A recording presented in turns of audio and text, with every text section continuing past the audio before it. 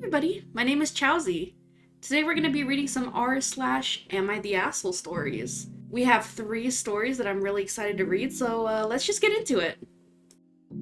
Am I the asshole for not wanting to put my dog down? Now here's some backstory. My dog, Molly, is 10. She's a St. Bernard mixed lab. I've had her since I was 7, but now I'm 17. 3 weeks ago, we took her to the vet to get a lump on her stomach checked out. It turns out it was cancer, and the vet offered to do surgery in June. Last Monday, we took her for a second opinion, where the vet then confirmed it was cancer. She said we could do the surgery, but she would still have less than a year left. It's the same amount of time if we don't do the surgery. My dad wants to wait until June. I do too. That isn't the issue. The issue is that her hips are giving out a lot, and so are her bowels, and the vet told us that she was suffering, and without surgery there isn't much we can do besides make her comfortable.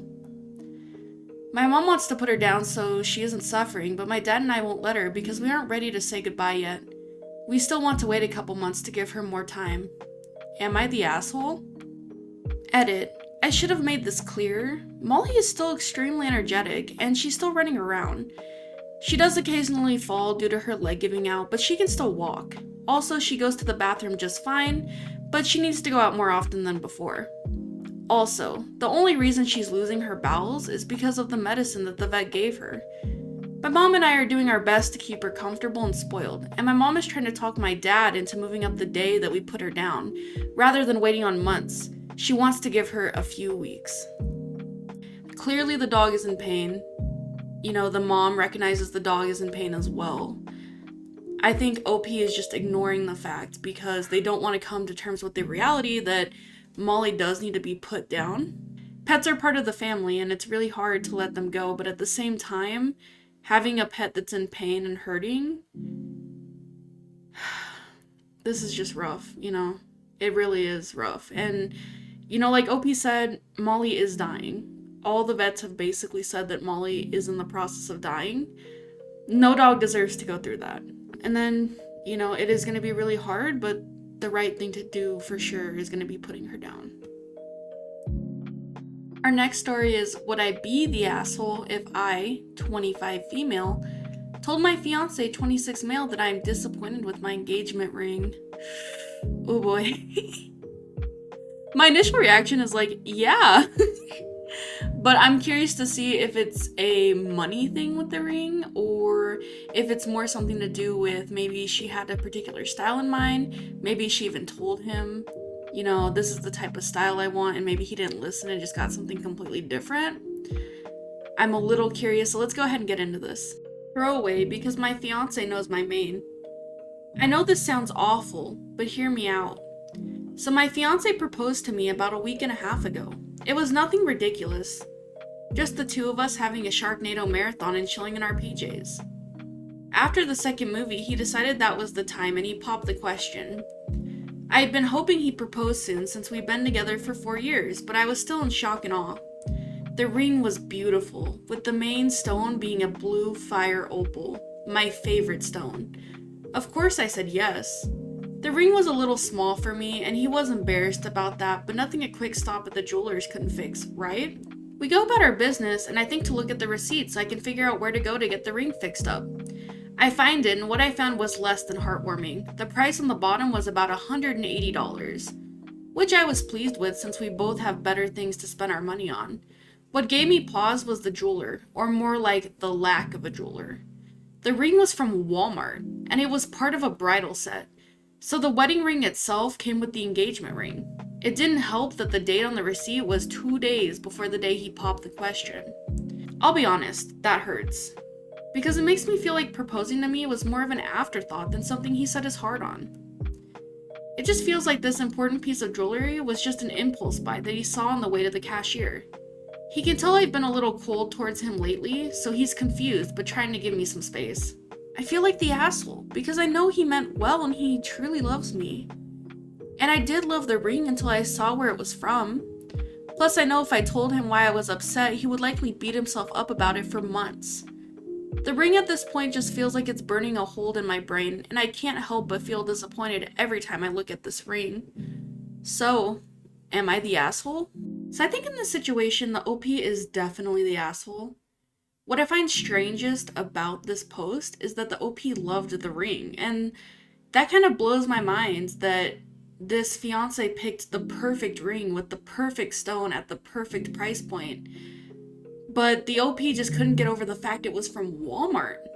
At the end of the day, where it came from doesn't matter because obviously the fiance put a lot of thought into picking out something that he thought she would like.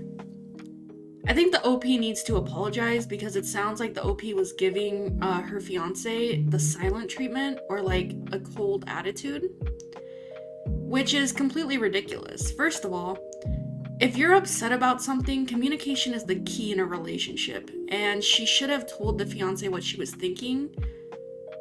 But personally, I think this whole situation is ridiculous because at the end of the day, even if the ring came from Walmart, it's really clear that the fiance put a lot of thought into it. So it seems like OP may have actually changed their mind, according to this comment thread. So someone commented, "You're the asshole. The only reason you don't like the ring is because it was from Walmart. He may have been looking for a ring for a while and decided to get it a few days prior. Don't get caught up in fairy tale crap. You love him, he loves you, and you're getting married.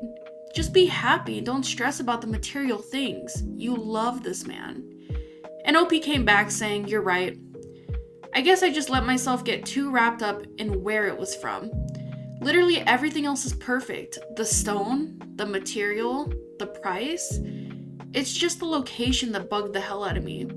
At this point, it's very clear that my disappointment is misplaced, and I should just be disappointed in myself of how I've blown this out of proportion for no reason." This made me really happy to read, guys, because honestly, this seems like the happy ending for this post, that OP came to the realization that it didn't matter where the ring was from. Our last story today is, am I the asshole for not allowing my girlfriend to host a party at our house? Let's take a look at it. Based off the title, no. You know, if two people live in a house, it has to be consensual to throw a party in the first place. But let's take a look at it. Maybe I'm wrong. Maybe there's more to the situation. So our current living situation is we live in the same house. I, 26 male, own the house, and my girlfriend of 3 years, Abby, 26 female, lives here. Abby is finishing up her MBA and I work full-time. So Abby has a sister I'm not a huge fan of. Her sister Carson was dating this guy for 2 years and we all got pretty close. Then Carson did some fucked up shit to her boyfriend. After I talked with the ex and heard what happened, I decided that Carson wasn't somebody I wanted to associate with anymore. I told my girlfriend this and she understood. My girlfriend and her still hang out at our place, but I don't really engage with her. Carson tries to talk to me, but I usually don't engage and leave the room. So Carson is engaged and getting married this year. My girlfriend is the maid of honor and is all excited. So Abby wants to host the engagement party at our house. I'm refusing. I basically told my girlfriend that I don't really care for her sister, and I'm not going to support someone I consider an abuser, and that I don't want to have my house taken over for a full weekend to appease her sister. My girlfriend is upset, saying that it's her house too, and she can host whoever she wants. I'm saying that it's my house. She doesn't pay any bills, and if she wants to start, then she can host. For the record, I pay for the entire house myself. Rent, utilities, insurance, etc. Abby pays for groceries and we split chores. Also, this will be a whole week thing because of the planning and setup. And I don't care about her sister enough to throw our house in disarray for a week. And I'm not going to help set up, pay for, host, and clean up a party for someone I don't like. I told Abby that she should have plenty of money saved from not paying rent for over a year, and should be able to rent a venue. Am I the asshole? Personally, I think OP is not an asshole. The way I think of, throwing events in a house that two people live in is that everybody in the house should agree that, they're throwing this party or having people come over, or nobody comes over, right? Because it's two people's space and they have to come to an agreement or a consensus. In that situation, OP's not the asshole because OP is just saying, look, I don't like your sister. I don't like the way she behaves. I'm not comfortable around her. I don't like her. and I don't want you to throw a party in this house. You can go throw a party wherever you want. Go to a venue, throw it somewhere else. You can still have the party, but just not here. And I think that's totally valid, you know. I think he has the right to say that. The only thing that I really don't like about the situation is that the girlfriend came back and was just like, you know what, like, this is my house too. Which, while yes, she does live here, and they do share this space, I think that misses the entire point. The point is that if two people can't agree, if they're gonna throw a party in their house, then there just shouldn't be a party in the house, period. But I don't like how the boyfriend comes back and basically is like, well, I pay for everything, and, you know, you don't pay for anything, so you should just have money for a venue. I think that's childish behavior. The best thing would have just been to set a boundary, you know, and be nice about it, but do set a boundary. Like, look,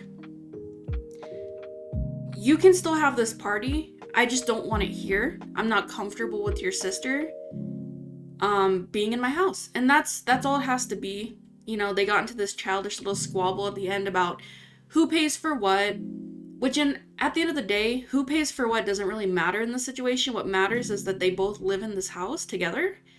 And if one person doesn't want the house taken over by throwing a party, that's completely valid. And the girlfriend needs to understand that and find somewhere else to hold the party. So that's what I think on that situation. But just remember, OP, if you do marry Abby, Carson is going to be in your life forever. So that's just something I would consider. Like, that is, you know, Abby's sister, and they seem to have a very good relationship. So that's something you might want to talk to Abby about. Maybe set boundaries about, you know, being around Carson. Like, hey, maybe you just don't want Carson in the house at all. Maybe it makes you uncomfortable. But you and Abby need to have these kind of conversations and, you know, really set some boundaries here, because obviously there aren't any. But that's what I kind of think. I don't know what you guys think. I think this is probably the hardest one we've read today, because I don't think what OP said to Abby was some of the nicest stuff, you know? If you guys have agreed that, you know, she's gonna pay for groceries and you're gonna pay for the house and the utilities and stuff, you guys have made this agreement, and throwing that back at somebody is not the nicest thing to do. So that's what I think about this situation. I think it's not as cut and dry, and I also think we're missing aspects of the story. I feel like there's more going on here. I think there might be resentment on both sides, but just based on the information the OP gave, I'm just gonna say that OP is not the asshole. Thank you everybody for watching my first YouTube video. If you like the content, go ahead and like and subscribe. If you want to see more content like this, go ahead and hit the bell icon. I'd like to see what you guys think about these 3 posts I read, particularly the last one, because I do think it's a little bit more of a gray area situation. So just let me know what you think. You guys have a great day, and thank you so much.